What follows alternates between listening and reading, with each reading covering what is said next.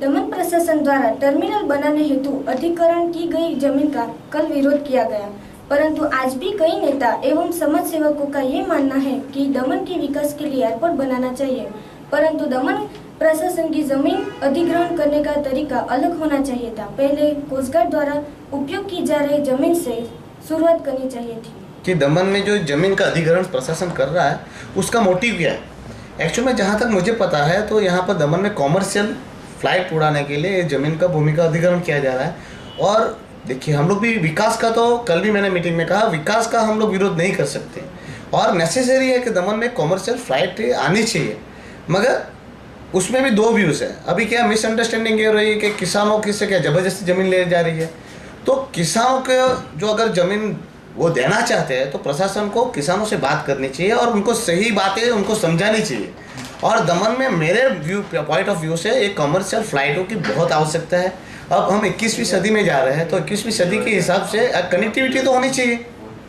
हम जानते हैं कि बॉम्बे यहाँ से 3 घंटे का रास्ता है, सूरत यहाँ से रास्ता है, मगर अब हमारा दमन और दीव को संयुक्त रूप से जुड़ना है तो कनेक्टिविटी हमें ज़रूरी है। कल भी मैंने यही कहा था कि ऐसे ही अंधा विरोध नहीं किया जा सकता। हम लोगों ने मेडिकल कॉलेज की भूमि नहीं मिलने से विरोध किया, हम लोगों ने नर्सिंग कॉलेज का विरोध किया। आज क्या हुआ, दोनों कॉलेज यहाँ से चली गई सिलवासा में।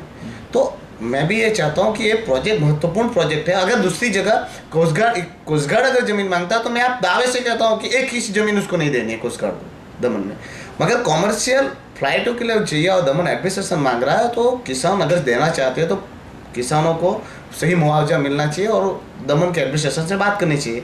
और ज़मीन अगर किसान नहीं देना चाह रहे तो भी डायरेक्ट प्रशासक से बात करनी चाहिए कि हम क्यों नहीं देना चाहते। ले तो ज़मीन नहीं देनी है तो किसानों को खुद को निर्णय करना चाहिए, ना कि हम जैसे लीडर आगे बढ़ जाए और हम लोग एक तय कर ले कि ज़मीन देनी है या नहीं देनी है। वैसा नहीं होना चाहिए। कल मेरा पॉइंट ऑफ व्यू है कि कॉमर्शियल फ्लाइट के लिए अगर लैंड चाहिए तो किसान अगर देना चाहते तो दे, और प्रशासन को भी एक मिडल व्यू अपनाना चाहिए।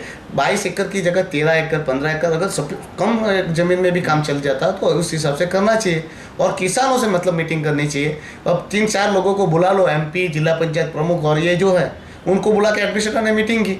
अब वो 4 आदमी जो है वो वहाँ पर सम्मति दे के आ गए, जिसका काम था कि पब्लिक और प्रशासन के बीच में सेतु बनाना, मगर उन लोगों ने ये वहाँ परमिशन दे के आ गए। अब विरोध हो रहा है तो प्रशासन को भी क्या करना चाहिए, कॉल पार्टी मीटिंग और ये खेडूतों से बोला कर एक मीटिंग कर लेना चाहिए और उसका पॉइंट ऑफ व्यू से करना चाहिए। और मेरा पॉइंट ऑफ व्यू, मैं तो यही चाहता हूँ कि कॉमर्शियल फ्लाइट यहाँ से उड़े, मगर किसी के पेट पे पाँव रख के ना हो।